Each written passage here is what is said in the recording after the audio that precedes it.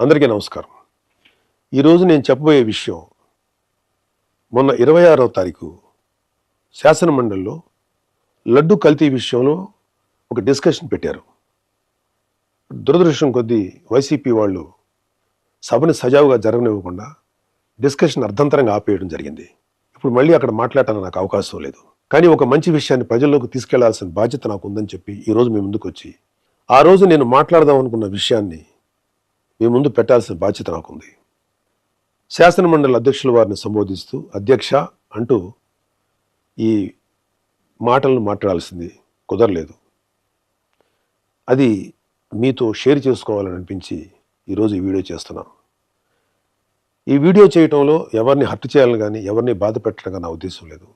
ఒకవేళ ఎవరైనా సరే ఏదైనా మీ మనసులో గాయపడితేనో లేకపోతే మీ మనసులో బాధపడితేనో నన్ను క్షమించండి. ఇప్పుడు వీడియోలోకి వెళ్దాం.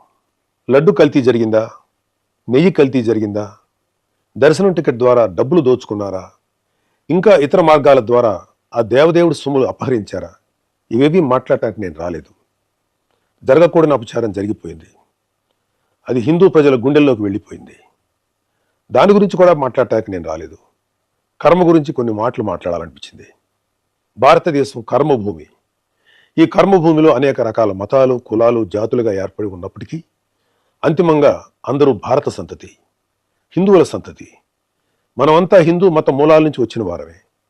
అనేక కారణాల వల్ల రకరకాల మతాలను స్వీకరిస్తున్నప్పటికీ మనందరి నరనరాన జీర్ణించుకున్నది హిందూ ధర్మం మాత్రమే. ఏ మతస్థుడైనా ఏ వ్యక్తులైనా కర్మ సిద్ధాంతానికి కట్టుబడి ఉండాల్సిందే.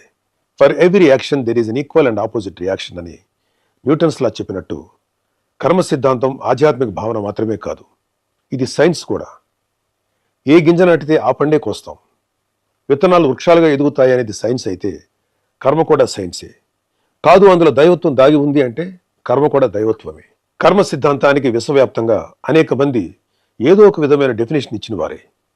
మంచి పనులు చేస్తే కుటుంబానికి, మనకి, పిల్లలకి కూడా మంచిది, మంచి జరుగుతుంది. తప్పు చేస్తే పిల్లలకి, కుటుంబానికి, మనకు కూడా మంచిది కాదు. Karma has no menu. You get served what you deserve. Eventually, everybody will have to face the karma, whether it is good or bad. దైవద్రోహం చేయటం అన్నిటికన్నా చెడు కర్మ. ఒకవేళ దేవుడితో పెట్టుకుంటే దేవుడైనా క్షమిస్తాడేమో కానీ కర్మ మాత్రం ఎవరినీ క్షమించదు. కర్మ అనేది కంటికి కనిపించిన ఒక శక్తి. Even God has to face it. భగవంతుడు కూడా మానవ జన్మెత్తితే కర్మను అనుభవించాల్సిందే. కురుక్షేత్ర సంగ్రామంలో ధర్మాన్ని పరిరక్షించడానికి శ్రీకృష్ణుడు వేసిన కొన్ని వ్యూహాలు, తద్వారా గాంధారి శాపాన్ని తన కర్మగా స్వీకరించిన భగవానుడైన శ్రీకృష్ణుడు కూడా కర్మను అనుభవించక తప్పలేదు. కర్మ ఎవరైనా సరే అనుభవించాలి అని చెప్పడానికి ఇదొక ఉదాహరణ. దైవాంశ సంభూతి అనిపించుకున్న గొప్ప గొప్ప వారు కూడా ఏదో కర్మ చేస్తారు, దానికి తగ్గ ప్రతిఫలం అనుభవిస్తారు. ఒక ఇంటి యజమాని చేసే మంచి చెడుల ప్రతిఫలం కర్మ రూపంలో ఆ ఇంటి మొత్తానికి వస్తుంది. ఒక గ్రామాన్ని, ఒక రాష్ట్రాన్ని, ఒక దేశాన్ని నడిపించే నాయకుడైనా సరే అతను చేసే మంచితో పాటు చెడులో కూడా కర్మ ప్రతిఫలం అందరూ అనుభవించాల్సిందే. వైసీపీకి ఓటు వేసిన పాపానికి అమాయక ప్రజలు కూడా కొంతకాలం పాటు కర్మ ప్రతిఫలాన్ని అనుభవించారు. ఇప్పుడు అనుభవించాల్సింది ముఖ్య పాత్రధారులు, సూత్రధారులు, మద్దతుదారులు.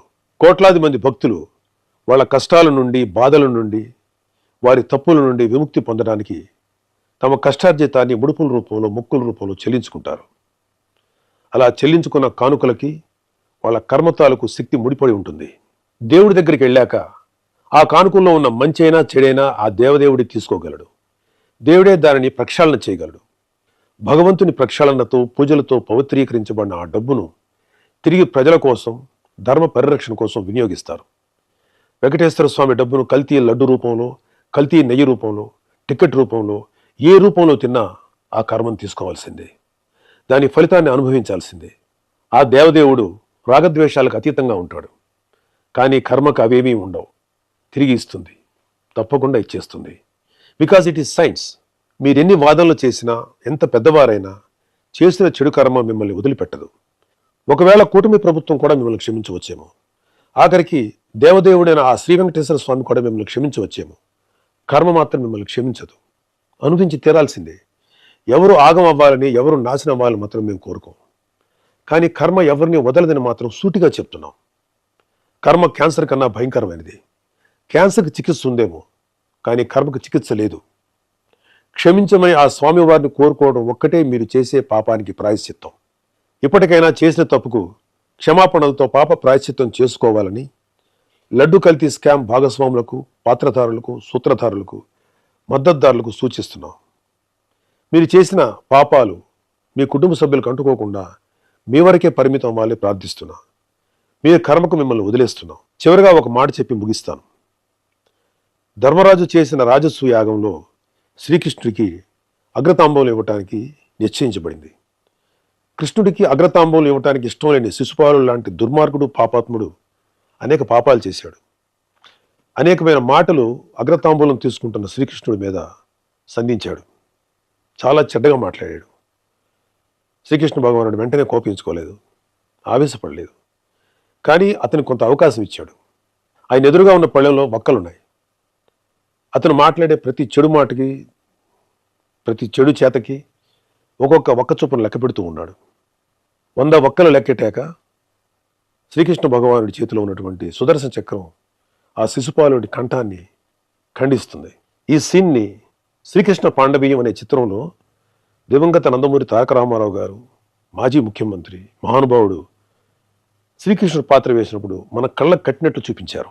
హైందవ ధర్మాన్ని ఆచరించే ఉత్తముడు, నా స్నేహితుడు తనికెళ్ల భరణి గారు ఈ లడ్డు కల్తీ విషయం తెలిసిన తర్వాత బాధతోటి, ఒక రకమైన వ్యంగ్యంతో ఒక కవిత లాంటిది చెప్పారు. దానికి ఒక పేరు పెట్టారు ఆయన, బొక్కలు లెక్కెట్టేశాను జాగ్రత్త అని. ఎందుకో అది కూడా మీకు చదివి వినిపించాలని నాకు అనిపించింది. ఈ కవితని శ్రీ వెంకటేశ్వర స్వామి పాయింట్ ఆఫ్ వ్యూలో ఆయన చెప్పడం జరిగింది. కల్తీ లడ్డుని కళ్ళకద్దుకొని నోట్లో వేసుకున్నాను. వెంకటేశ్వరుడి గొంతులో వెలక్కాయ పడింది, పచ్చి వెలక్కాయ పడింది. నేను కేశవుణ్ణా, శివుణ్ణా? నా గొంతులోది తిరుపతి లడ్డూనా, పశుపతి మింగిన గరళమా? వడ్డీ కాసిన వాడికే లాస్ చూపించిన ఆ జగన్నాటక సూత్రధారి నువ్వేనన్నమాట. 7 కొండలను ముట్టుకుంటే ఎవరినైనా వేసుకెళ్ళిపోతుంది రోయ్. నా చక్రం ఫ్యాను కన్నా స్పీడుగా చంద్ర ప్రచండ పవనంలా తిరుగుతూ మీలాంటి శిశుపాలకుల కంఠాల్ని కత్తిరిస్తుంది.